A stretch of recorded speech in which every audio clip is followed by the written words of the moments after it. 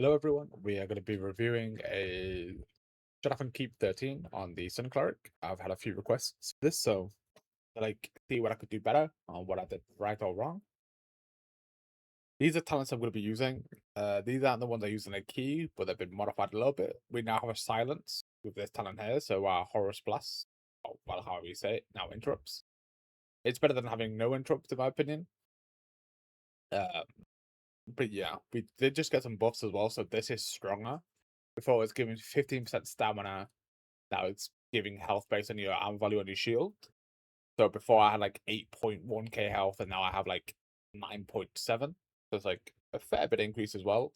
They've also modified Shining Shield as well. Instead of lasting 8 seconds, it lasts a minute now as well. So it should be tankier also. But yeah, let's get into the video and let me show you. So there's a few things I did wrong and right here in this video. I'm not really juggling Dawn as much as I should do and using it as much as I could. Because Dawn is kind of your big button to press as well for damage and damage reduction as well. So here we just pull everything up the stairs because there's a boon behind us. We need to be playing around the boons in Mythic Plus. I see a lot of tanks, but I play other characters that don't use boons or that don't path towards boons. I know the boons are different every time, but the boons are probably one of the best things in Mythic Plus and Ascension as of right now. One thing you see here as well is I'm not using the Jessica's Wrath enough. So my Sun Cleric is getting aggro. But I could also have used Judgment Day and Dawnfall as well to rip off him as well, but I just didn't. That's an oversight as well. But the next pull you'll see is I just go flop. Because I'm not swapping to Dawn of Light or using a defensive straight away. For the pull I'm doing, you should be using a defensive because of the amount of damage you just take. So I horn here to pull all the mobs. I put my cooldowns, like defensive ones, but I don't actually use damage reduction. I got to press it there at the end, but it was far too late, as you saw. So going into the pull, I would just pop it if I were you. Because it is a 50% DR, and you can see I just got melted. If I did swap to Dawn of Light instead, it would have been a bit better as well. Because I would have got some healing off it as well. They did just nerf Light of Dawn as well to only do 10% instead of 20%. So, but we have more baseline defensive from other things now as well. But as you can see here, now rest of the fight I am playing with Dawn of Light. But this makes my group get aggro as well.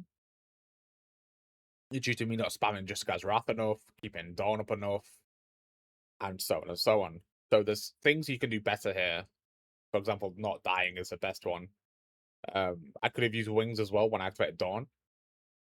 So my wings could be used, which is 20% attributes and other things, which would make me hold more threat. But that's pretty much the entire fight. I should have just got Wrath more, use cooldowns on pull and stuff like that to actually maintain threat. As we go further into the key, I'll skip forward a bit on this boss fight. We have the boons. I think we use the boons on the second boss, no, third boss. But as you can see, I pull everything. I pre-pop wings as well, just to be a bit tankier as well. I pop all my offensive cooldowns and start blasting. Here I don't lose threat because obviously I'm doing it correctly, as I was saying before. Just guys Wrath cooldown, using all my offensive cooldowns, and I'm just naturally tanky because they're all just getting stunned and blasted down instantly. We go into the next pack as well. This next boss is dangerous, Razorclaw the Butcher. So he'll randomly just target someone with a cleaver to throw a cleaver of them. You could enable a target off target as well. To make it so you don't. So when the hatchet is thrown at you, you're going to pre-pop a defensive or potentially put a shield on them if you have like a cultist healer or something like that to make sure you don't die in high keys as well. As you can see here, you'll see my rune blade does die here because the mob goes and smacks him. I thought my hammers would pick it up instantly, so I didn't, swap over to target it, but that was my fault as well. As you can see, my Dawn is off cooldown. I should have popped it a lot sooner. Just guy's Wrath. Heal also as well would make a little bit of threat as well, and because it does do damage when it blows up. I also have Judgment Day as well. I could have used on the mob to make it better. So there's a few things I could have done. As you can see here, the Soul Cleaver almost, well, took Faithful down to like 25% health. So on higher difficulties, this could hurt a lot. But if you pre-plan cooldowns or potentially use boons on it to reduce damage or stuff like that, it will potentially be fine as well. That's been pretty much the entire fight for this one. We skip to the next part, which is the entire room of Baron. I horn this, the boss gets pulled, I put all my defensives down, when all my offensives down. I should Judgment Day here, I did. Just cast Wrath into the shield. So when you use the level 11 ability on the Sun Cleric tree, on the tank spec Seraphim, when you use it, it increases your shield bash damage as well, which makes it a bit better as well for damage and threat. But as you can see here, mobs just get obliterated. But this guy hurts because he's got like 12 stacks of the debuff. And he also stops the healing, well, reduces the amount of healing. I did swap to Lighter just for a bit of tankiness, but I should be swapping back to the Radiant about after the damage reduction, after the damage increase has fallen off him. Because as you can see, it just hit me for 4k, right? My CD is coming off cooldown as well, my damage reduction, so it's pretty good. But I should be using Hammer as well to just maintain a bit more threat. That's pretty much the entire boss fight. If I had the interrupt that's telling you about before as well, it would have made it better here for the healing reduction. We did notice midway through, midway through this boss fight that my Rune Blade didn't have his second weapon on because he was doing his inscriptions on his weapon that he just took it off for some reason, which is weird as well. But you want to keep Dart up as much as you can because you get block rating increase, which is like bread and butter for block tanks, right? But that's pretty much the entire boss fight. The next part is a bit tricky with Commander Springvale. If you don't do it, like, if you don't actually see the consecration fast enough, your group will just die because it is healable, but you don't want to be standing in it because it's just more healing that you have to do instead of like focusing on doing a bit of damage or whatever, right? Here's the same pull as last time. I just pop everything and start blasting it down with the Vow of Radiance up. As you can see, fucking loads of numbers flying up. That's pretty much that pull. If you plan big pulls, you do want to use Judgment Day because it does do a lot of damage with Supercharge. And Jessica's Wrath obviously blasts a lot for threat as well because it is, I think, one of your highest threatening abilities, which is also really good. Hammers should always be used as well. But yeah, as you can see here, I have a setting on the game. I think it's in combat enemy spells where you can see the consecration on the floor as well, so you want to move out of it all the time. He does Hammer of Justice, so you do want to trinket that as a human. Or if you get someone who could potentially kick it as well. But as you can see here, I just move up and down the entire time. So that should help out a lot as well. I just got here for 11k, by the way. That's crazy. But I'm a bit cheap with my defensives, meaning I have wings up, I should just use them as well. I have my 5th spent, yeah, I'm just not using them as well. I think I use my, like, the ability on G, which is like an instant cast heal, but it's like kind of, it's like Lay on Hands, but weaker as well. But I do that as well. At level 60, you should never really struggle with mana problems either. I have had a few people in my chat talk about the mana issues with Sun Cleric, but it gets better obviously the later you go on because you get talents that every time you successfully avoid an attack, it works for dodge, parry, and blocking, you do get mana back as well.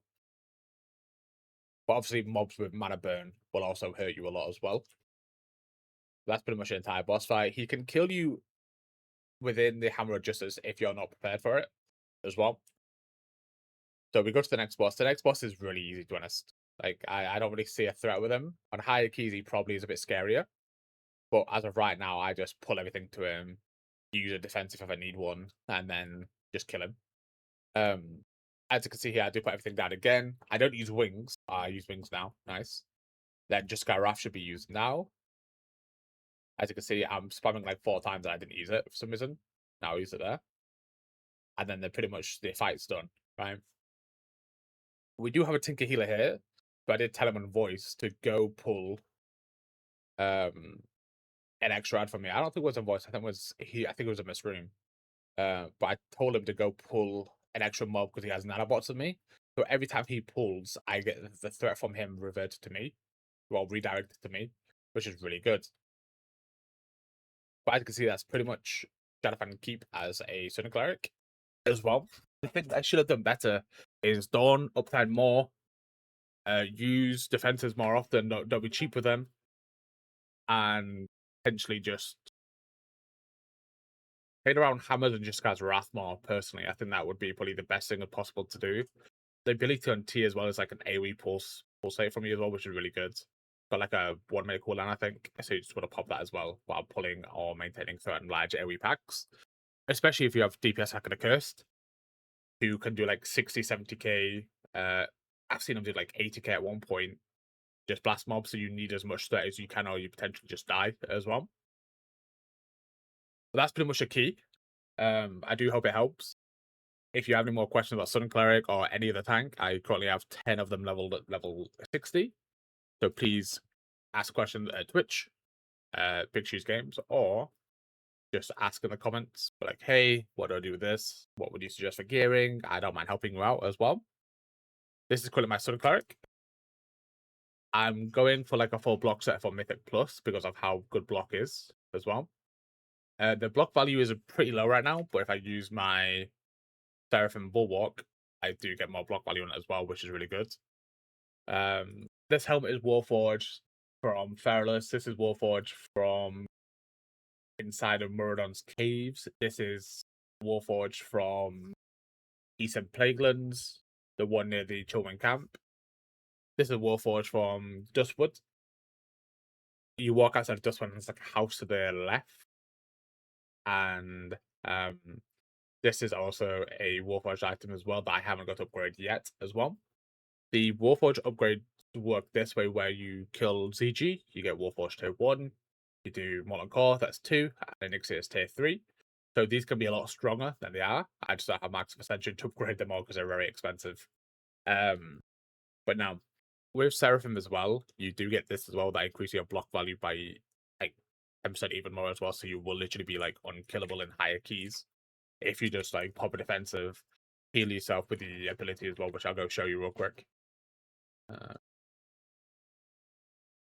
So what I do is I kind of just test things in stockades because these mobs further on can hurt as well. But as you can see, I have a full Dawn. I pop this, and as you can see, my block will be going up in a second as well when I block an attack.